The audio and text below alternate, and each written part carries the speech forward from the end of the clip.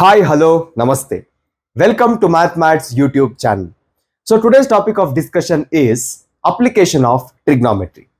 Now in mathematics, if you can see, each and every chapter will have one common point. What is that? It has real life applications. When it comes to application of trigonometry, it's actually very easy to see. We all are human beings. We all have eyes. So when we see something, you're actually applying trigonometry.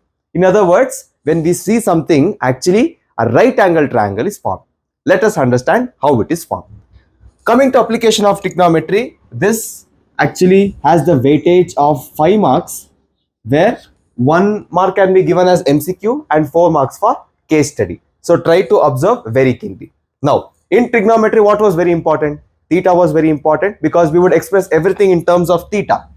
Here, in application of trigonometry, the most important thing, or what we want to see as important, is observer.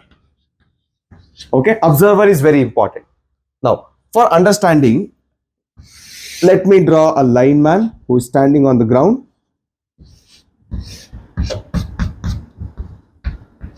Okay, now there is a building in front of him. Building, tower, anything. Okay, there is a building in front of him. Now, make keen observations here. I told you always a right angle triangle is formed. Where is the right angle triangle formed now? If you can see, the building and the ground is actually perpendicular. So, the building and ground is making a perpendicular angle or a right angle. Okay. Now, what I told, if you see something, you are making a right angle triangle. Let us see how we are making right angle triangle. Now, from here, suppose the observer is observing the building here. Now, if you can see, this line is actually parallel to the ground. Okay. Also, this line is at his eye level. So, the line which is at his eye level and parallel to the ground, we will call this line as horizontal. Clear? Horizontal line. The line of sight is at his eye level, horizontal line. Now, not every time we can see things which are only at our eye level. Sometimes we would have to tilt up our neck, watch something which is above, tilt down our neck, watch something which is below. Correct? Let us consider these two cases now. So, case 1, what we do is, we will consider the case if I have to tilt up my neck. Okay. When I tilt up my neck, the angle or the line of sight will be this. Considering the case where I have to watch the top of the building, this will be the line of sight, right? If you can see from the horizontal, the line of sight is now elevated. And also, if you can see, there is an angle formed here, right? So, this angle, we will call this as angle of elevation. Angle of elevation. This is for case 1. Also, if you can see, from the eye level, the line of sight is above the eye level. So, this is your angle of elevation. Similarly, let us come to the second case. What is the second case telling us? Suppose he has to watch the bottom of the building. Okay, obviously he would have to tilt down his neck, right? So, now this will be his line of sight. Okay, now from the eye level, observe it. From the horizontal, the line of sight is getting depressed. The line of sight is below, right? And also, if you can see, here also an angle is formed. Correct? Here also an angle is formed. Right? We will call this angle as angle of depression. Angle of depression. So, if you observe keenly, you can see the line of sight which is elevated in case 1, the horizontal and a part of a building. Obviously, this was perpendicular here. You can see a right angle triangle. Similarly, in case 2, the depressed line of sight, the horizontal and a part of the building. This is forming a right angle triangle. This is how each and every time you see something, right angle triangle is formed. Now, let's solve some problems related to applications of trigonometry. The first question, if a pole 6 meter high casts a shadow 2√3 meter long on the ground, then the sun's elevation is. Okay. Let us try to draw first whatever is given in the problem. The first thing, pole of 6 meter high. Okay, assume there is a ground here. Here, there is a pole and height of the pole is 6 meters. Okay, clear? Easy. Now, it casts a shadow 2√3 meter long on the ground.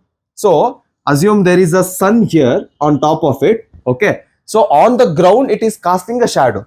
So let this be the shadow.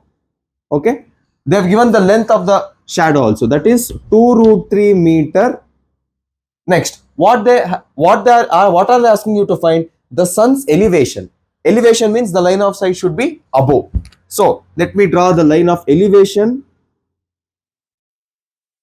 Okay, now did you get a right angle triangle? You have got a right angle triangle. Now A, B, C, let me name it, and they want you to find the sun's elevation. So that is nothing but theta. Angle of elevation is what you have to find. Now with respect to theta, in triangle ABC, which are the two sides which you already have?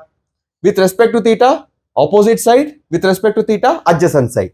Opposite and adjacent. Okay, now let us compare these two ratios. So whenever you get these ratios, these sides, what is it called? It is called tangent or tan theta.